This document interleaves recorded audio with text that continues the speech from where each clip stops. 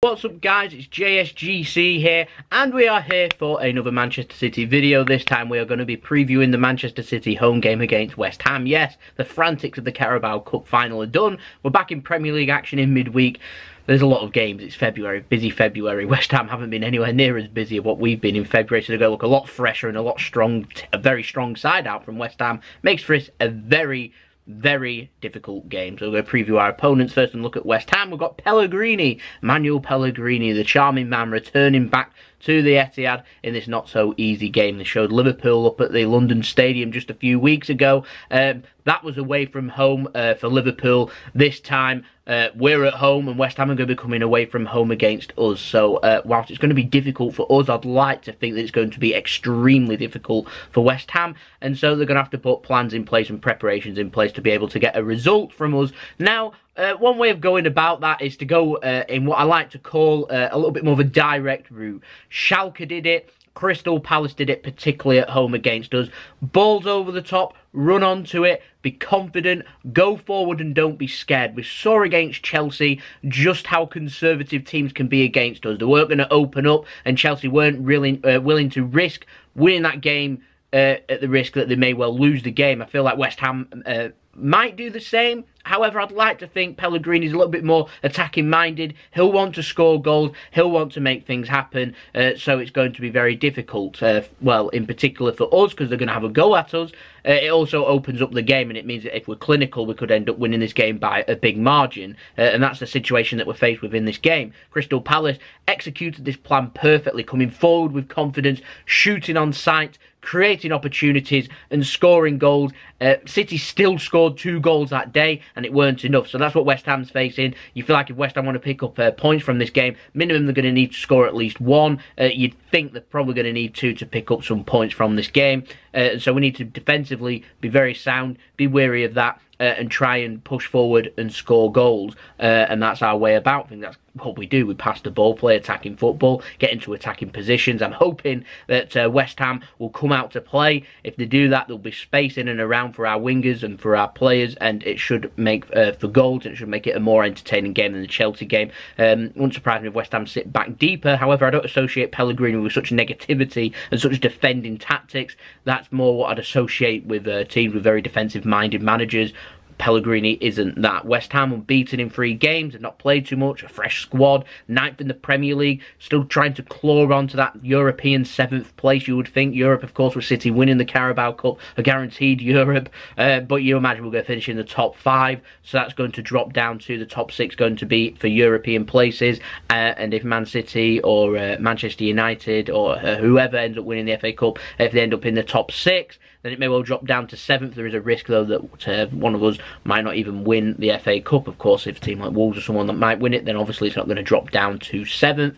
But it's always the aim for these teams that are clawing in around the top half. They want to finish 7th and try and get themselves a Europa League place for next season. That's what they're playing for. 4 points behind 7th at this moment in time, so they're needing 3 points if they want that. But we're needing 3 crucial points, home points as well. Liverpool playing at the same time. Very unusual we get Liverpool playing at the same time as us, but this is one of them rare occasions that we do. Liverpool, of course, playing at home Wednesday, 8 PM at home against Watford. Again, a difficult game for them. They've got to put plans in place and preparations in place. Watford, again, on a negative side. They like to play football, attack, and score goals. It's difficult, just like our match against West Ham is difficult. It's more difficult for us because we've had to play an extra 30 minutes, of course, in the Carabao Cup final. Liverpool had a very long, drawn-out game with Manchester United too, so we've got a bigger squad, we've got plenty of rotation there, so hopefully we shouldn't feel the effects of fatigue too much. As the game goes on, we might do. I'm expecting a few players to be able to start in this game that did start, indeed, in the game against Chelsea in the Carabao Cup, but I'm expecting little bits of rotation where possible. So obviously we've got 7 substitutes from the last game. I'm not expecting Muric to start in this game, but certainly expecting 4, 5, even 6 changes for this game. For West Ham, I expect they'd probably go with a nice attacking side. Probably going to put Hernandez up front, I'd think. and try and utilise wingers. So players like Felipe Anderson, looking at Antonio, are now to fixtures starting to come back. We might even see Sammy and Nasri return to the Etihad, you never know. But they've got plenty of good attacking players there that can cause us a lot of problems. They're a good team. Declan Rice, one of their players of the season so far, if not the player of the season for West Ham. Player that's been so impressive, even Manchester City are interested in him. He's a decent defensive midfielder, and he's holding the key to this game. Defensive midfield is very important against Manchester City because they need to not only be aggressive and tackle, but be nice and positive with spreading out play, and he was perfect at it against Liverpool, and so I'm suspecting he might do it against Manchester City too.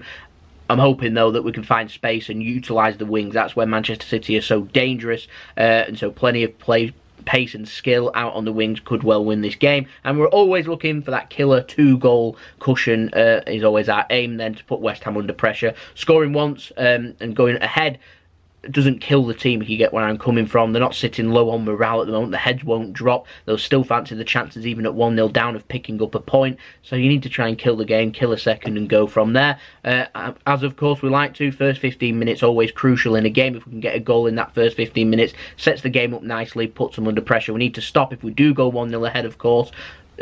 Just de-accelerating. Saw it against Schalke just last week, wasn't it? Where they de-accelerated, went 1-0 ahead, and then just tried to coast along, because you'll get punished. Premier League's got the same amount of quality, if not better, than what the Bundesliga has, and we know more than ever, more than most teams, that coasting along in a Premier League game is extremely dangerous. So don't do it, Manchester City. For City, no Bravo, so we'll get Muric on the bench. Laporte, Fernandinho meant to be out for weeks, which is a big blow for us. I'm not expecting to see Gabriel Jesus or John Stones just yet, and Benjamin Mendy is returning back to training. He may even make the bench possibly for this game. I doubt it, but he might. I'm certainly expecting him to probably be on the bench against Bournemouth, as long as there is no setbacks from there. Jesus is training too, so we might see him on the bench, but I'm not expecting to see any of these players feature for City. It's difficult, this one, to predict. I fancy our chances of nilling West Ham if we play to the best of our ability. If not, it could make for a very dangerous game, particularly if they end up scoring a goal. It depends when they score that goal. It makes it a very difficult game. We need to play a perfect game. Premier League, 11 big cup finals for us, next 11 Premier League fixtures to the end of the season. I feel like we need to win all of them. We're a home match. We've got to be winning our home games, of course. We've got West Ham. They're not in the top 6.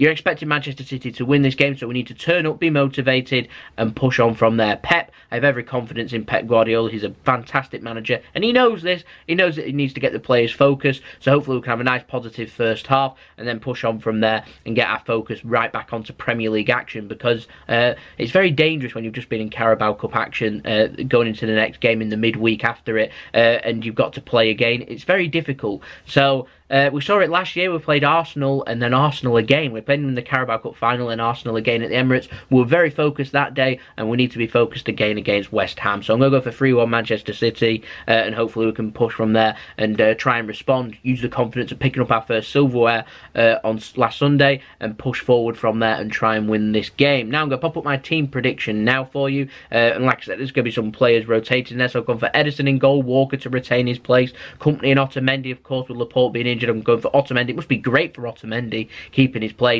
Got a sending off against Schalke, and he's got no choice but to play Otamendi, so he's got plenty of opportunities coming up over the next few weeks to prove Pep wrong and show that he is still a decent player and he can still make things happen. Of course, we've got Captain Fantastic returning back too, so I'm suspecting we may well go with Company and Otamendi and Zinchenko at left back. It's a decent back four, in my opinion. Walker slowly but surely starting to get there and starting to show his old form from last season after a couple of dubious performances previously. But Zinchenko looked very solid at left back. He was my man of the match against Chelsea. He deserves to start his place. Defensive midfield, I feel like we could go with Gundogan in this team and try and be nice and positive and go with De Bruyne and David Silva, or Bernardo Silva even into the middle possibly. But I feel like Bernardo Silva needs a rest. I'd move Gundogan forward with De Bruyne. When we played against Chelsea in the Premier League, them two were on fire. They're absolutely brilliant at the Etihad. I'd go with them two too. And so I've gone for Danilo at defensive midfield. Fernandinho's injured. We need a player that can play there. John Stones is injured. We've seen him play at defensive midfield. Well, Danilo looked very comfortable against Chelsea.